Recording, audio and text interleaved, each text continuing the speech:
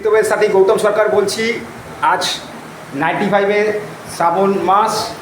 শ্রাবণ মাসে আজকে আমার 95-এ দেখতে পাচ্ছ এখানে শীতলা মায়ের পুজো হয়েছে, বাৎসরিক পুজো হয় প্রত্যেক বছর শ্রাবণ মাসে।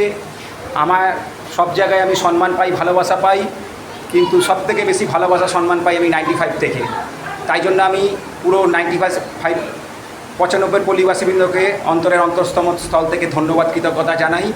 তারা আমার সাহস, তারা আমার শক্তি, তারা আমার সব কিছু। পুরো 95 আছে বলেই, আমাকে ভালোবাসে বলেই, তাদের জন্যই আমার সব অস্তিত্ব।